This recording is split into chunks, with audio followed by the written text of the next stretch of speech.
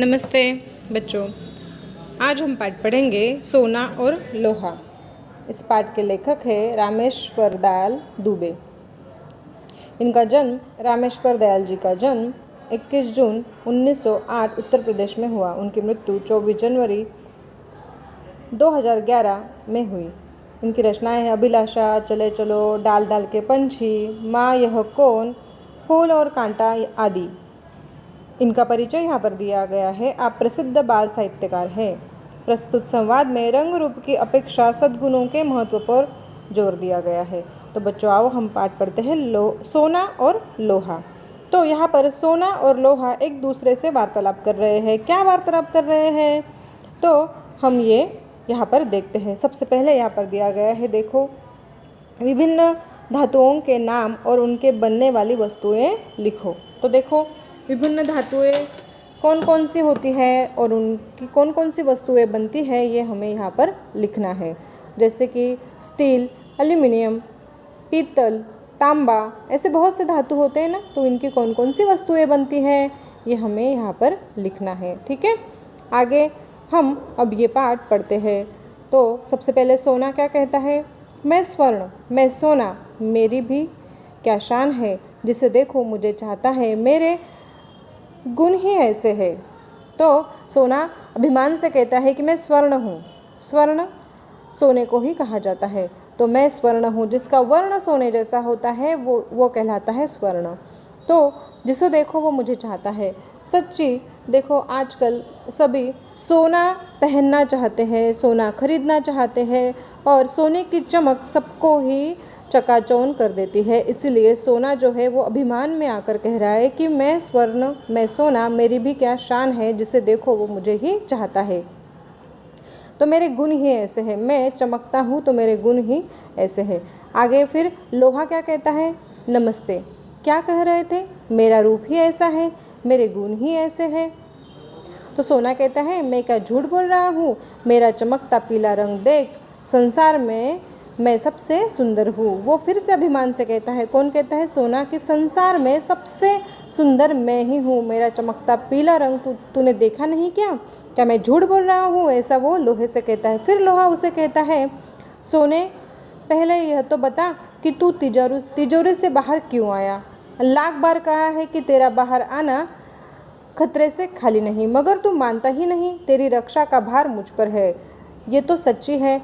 सोना जो है वो हमेशा तिजोरी में रखा जाता है। तिजोरी किसकी बनी होती है, तिजोरी बनी होती है लोहे की, मजबूत लोहे की। लोहे को काटना मुश्किल होता है और ऐसे लोहे की मजबूत तिजोरी में सोना रखा जाता है।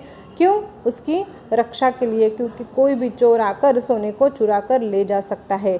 तो लोहा उसे कहता है कि तू तिजोरी से बाहर क्यों आया, क्योंकि तेरी रक्षा का भार मुझ पर है। सोना कहता है राजा की रक्षा उसके नौकर चाकर करते ही है। वो खुद को राजा कहला रहा है और नौकर कह रहा है लोहे को। वो कहता है कि तू मेरा नौकर है, इसलिए मेरी रक्षा करना तेरा ये काम ही है। तो लोहा कहता है अच्छा, तू राजा और मैं नौकर, मेरे एक चाटे से तेरा रूप बदल जाएगा, चल भीतर। वो कहता है कि तू राजा है और मैं तेरा नौकर हूँ, एक चाटा लगाऊंगा तो तेरा रूप ही बदल जाएगा, तू पहले अंदर चल, यानी कि तिजोरी के अंदर चल। सोना कहता है भले ही तुम मुझसे बड़े हो, मगर मुझे डांटने का तुम्हें कोई अधिकार नहीं। मेरे 10 ग्राम का मूल्य 25,000, तो तुम 25-30 रुपये में किलो के हो। वो कहता है कि मेरा जो 1 ग्राम जो होता है, या फिर मेरा जो 10 ग्राम का मूल्य जो होता है वो होता है 25,000। तो 10 ग्राम का मूल्य यहाँ पर वो 25,000 बता रहा है। आज का मूल्य अगर हम देखें तो सोने का 10 ग्राम का मूल्य है, यानी कि भाव है, यानी कि उसकी कीमत है 50,000 रुपये। तो तुम 25-30 रुपये में किलो हो। तो वो कहता है लोहे को, तुम तो 25-30 रुपये किलो में मिल जाते हो, जबकि मैं 25,000 में सिर्फ 10 ग्राम ही मिलता हूँ। तो लोहा कहता है रुपये में किसी वस्तु का मूल्य लगाना व्यर्थ है। वो कहता है कि रुपयों में किसी वस्तु का मूल्य लगाना व्यर्थ है। यह देखना यह चाहिए कि कौन कितना उपयोगी है। वो कहता है कि देखना यह चाहिए कि उपयोगी कौन कितना आता है। रुपयों में तो किसी का मूल्य लगाना ये व्यर्थ है, यानी कि ये गलत बात है। सोने से पेट नहीं भरता, मैं सबका हाथ बटाता हूँ। वो कहता है कि सोने से पेट नहीं भरता। सही बात है बच्चों, अगर हम सिर्फ सोना खरीदने लगे और सोना हम घर में लाकर रखने लगे तो सोने से हमारा पेट भरेगा का? नहीं भरेगा। तो लोहा कहता है कि मैं सबका हाथ बटाता हूँ, मतलब मैं हर काम में आता हूँ। आपको पता है ना कि बहुत से औजार जो होते हैं वो लोहे के बनते हैं। सोना कहता है अरे लोहे से कैसे पेट भरता है, तू अब बता कि जैसे सोने से पेट नहीं भर सकता तो लोहे से क्या पेट भरता है। तो लोहा कहता है मैं अगर न रहूं तो किससे बनेगा फावड़ा, कुदाल, खुरपी। मकान बनाना हो तो लोहा चाहिए, मकान बनाना हो तो लोहा चाहिए। सच्ची है ना। इसी प्रकार खेतों में जो काम किए जाते हैं, खेतों में जो भी कार्य होते हैं उनके लिए जो औजार लगते हैं जैसे फावड़ा, कुदाल, खुरपी, वो भी लोहे के ही बनते हैं। कोई सोने का बनाया हो देखा है आपने? नहीं।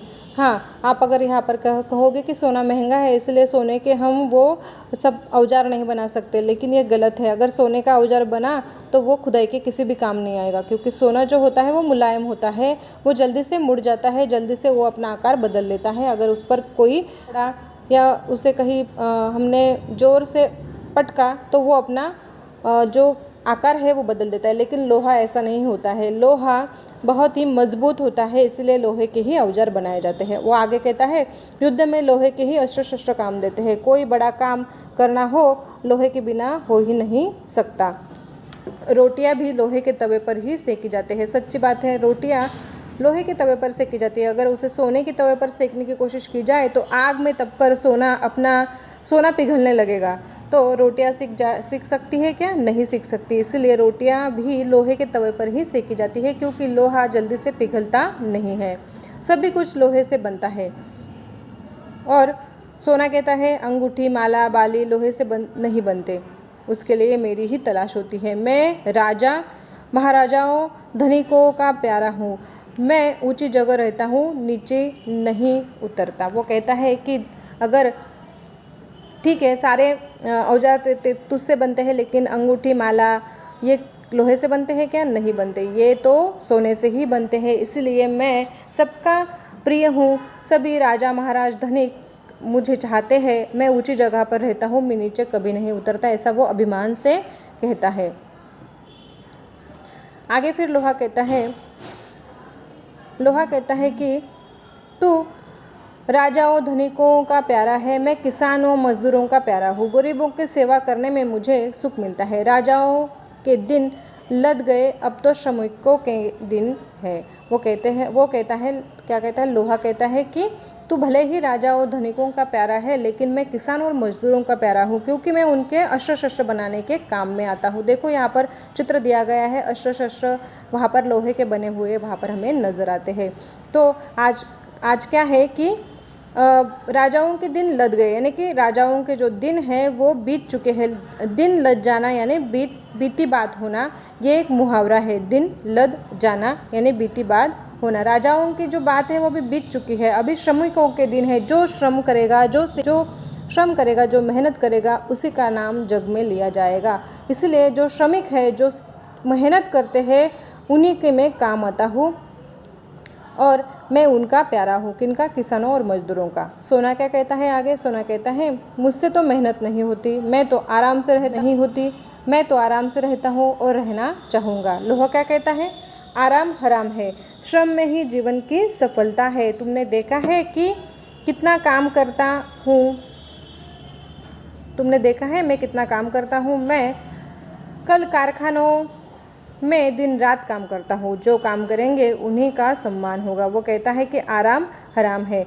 आराम हराम है, ये एक कहावत है बच्चों कि कभी भी आराम नहीं करना चाहिए, हमें हमेशा काम में लगे रहना चाहिए, कार्यरत होना चाहिए। श्रम में ही जीवन की सफलता है। वो उसने कहा कि तुमने कभी देखा है कि मैं कारखानों में और कल कारखानों यानी कि छोटे बड़े कारखानों में मैं दिन रात काम करता हूँ, और आज जो काम करेगा उसी का सम्मान पूरे जग में होगा, ऐसा वो लोहा कहता है। सोना कहता है तो मेरा अब क्या होगा दादा, मुझे घबराहट हो रही है। वो अभी डरने लगा। सोना जो अभिमान से कह रहा था, लेकिन वो लोहे की बात सुनकर अभी वो घबराने लगा। तो लोहा कहता है तू डाल डाल मैं पात पात, डर मत सोने। तो वो कहता है तू डाल डाल तो मैं पात पात। ये एक कहावत है तो इसका मतलब होता है तुम निपुण हो परंतु मैं तुमसे अधिक निपुण हूँ। इसका मतलब होता है डाल डाल मैं पात, पात का मतलब होता है तू निपुण है तो मैं तुझसे अधिक निपुण हूँ। मैं सदा तेरी रक्षा करता आया हूँ, आगे भी करूँगा, मगर अब तू घमंड करना छोड़ दे। वो कहता है कि मैं तेरी रक्षा करूँगा क्योंकि मैं मजबूत हूँ और तू अभी घमंड करना छोड़ दे और अच्छा बन। तब सोना कहता है छोड़ दूंगा भैया मगर मेरी रक्षा करना। अभी वो लोहे की याचना कर रहा है कि तू मेरी रक्षा करना, क्योंकि उसे पता है कि मैं महंगा बिकता हूँ और चमकदार दिखता हूँ तो लोग मुझे चुराने के लिए हमेशा तैयार रहते हैं। इसलिए वो लोहे से याचना करता है कि तुम मेरी रक्षा करना।